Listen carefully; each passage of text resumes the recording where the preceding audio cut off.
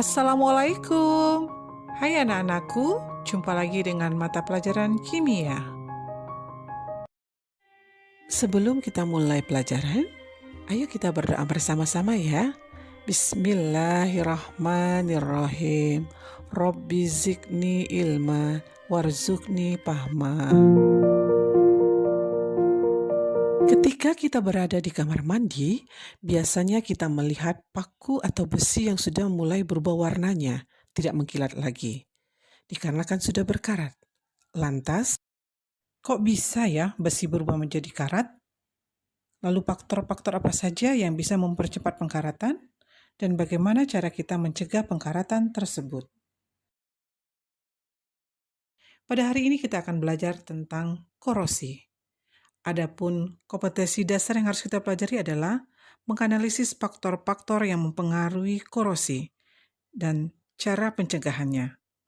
Kemudian mengajukan gagasan untuk mencegah dan mengatasi terjadinya korosi. Tujuan pembelajaran kita adalah peserta didik diharapkan dapat menganalisis faktor-faktor yang mempengaruhi korosi dan cara pencegahannya. Besi yang berkarat merupakan salah satu contoh dari reaksi reduksi oksidasi yang biasanya disebut dengan redok. Redok merupakan suatu reaksi kimia yang menyebabkan adanya pertambahan bilangan oksidasi pada suatu unsur maupun molekul. Selain itu, reaksi ini juga ditandai dengan penambahan atau pengurangan oksigen dalam suatu molekul. Perubahan ini nantinya dapat mengubah sifat ataupun bentuk dari zat tersebut.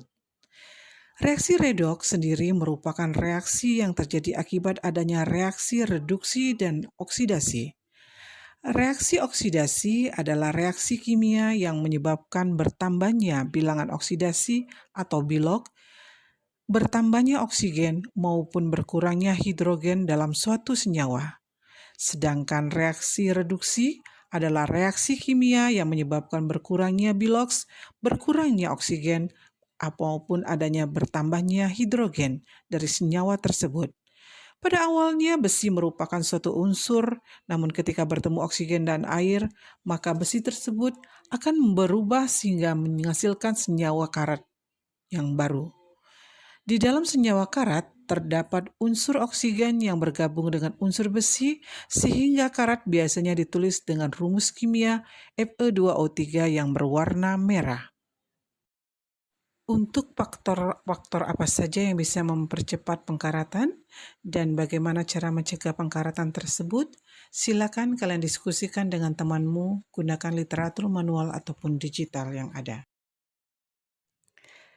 Sebagai bahan diskusi, perhatikan praktikum korosi pada paku berikut ini. Langkah kerjanya, masukkan paku ke dalam gelas yang berisi larutan dan yang tidak berisi larutan. Kemudian, tutup gelas tersebut, lalu amati perubahan selama 5 hari. Selama 5 hari didapatkan hasil praktikum sebagai berikut. Hasil praktikum kalian diskusikan dengan temanmu. Setelah kalian melakukan diskusi, silakan kalian sajikan hasil diskusimu di kolom komentar di bawah ini. Untuk menjawab faktor-faktor yang mempengaruhi korosi dan cara mengatasinya. Jawaban yang sangat bagus sekali yang kalian berikan di kolom komentar. Untuk lebih jelasnya, ayo kita bahas bersama-sama. Faktor-faktor yang mempengaruhi korosi Antara lain satu adanya uap air atau air yang menyebabkan korosi, kemudian temperatur. Selanjutnya adalah larutan elektrolit yang berupa larutan garam, larutan asam, dan adanya udara, serta adanya tingkat keasaman atau pH. Lalu, bagaimana cara kita mencegah korosi? Korosi tidak dapat dicegah, tapi dapat diperlambat laju, sehingga proses terjadinya korosi lebih lambat. Dengan cara mencegah kontak dengan oksigen dan uap air.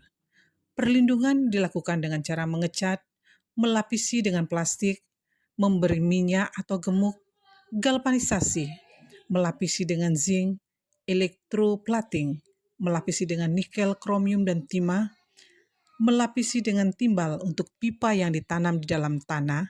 Selanjutnya adalah dengan seror dicing, melapisi badan mobil dengan asam fosfat.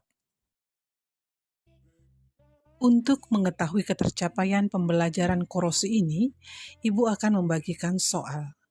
Soal pertama. Soal kedua. Silakan kalian jawab soal tersebut di kolom komentar. Anak-anakku, marilah kita mengambil kesimpulan materi korosi ini. Yang pertama, peristiwa korosi adalah proses reaksi redoks.